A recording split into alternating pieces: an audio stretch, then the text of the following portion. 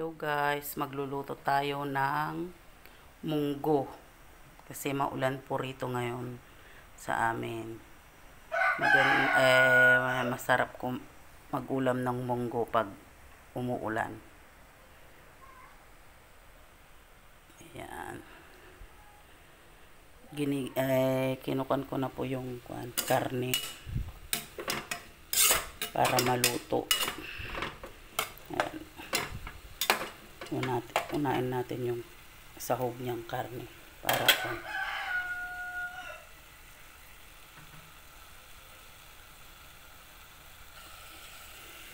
mas maganda kasi pag ginigisa na lang natin dito, tas yung mantika na lang ng baboy yung gagamitin natin na pang gisa dito sa munggo.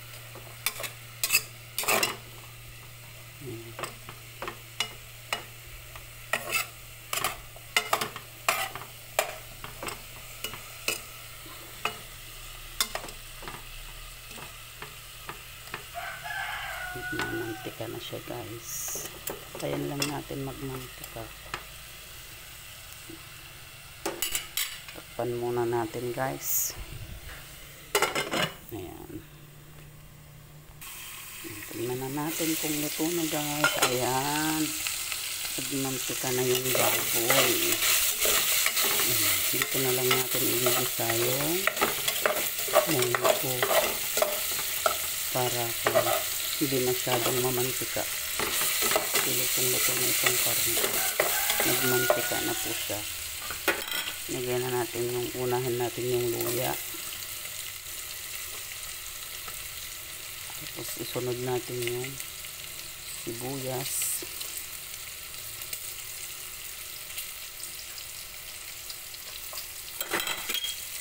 Lagyan natin.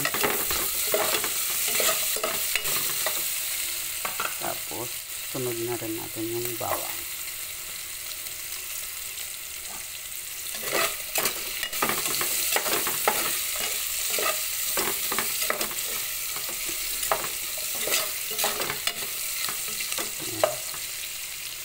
Lagyan na natin yung munggo para mabilis siyang maluto guys. Mas maganda kasi pag na siya para manuot yung lasa nung karne sa munggo at saka yung mga rekado niyang bawang saka sibuyas. Mas maganda kasi ganyan yung pagkakaluto niya. Ayun. Hintayin na natin kumulo ito hanggang sa ito ay maluto. Ayan guys. Takpan na muna natin.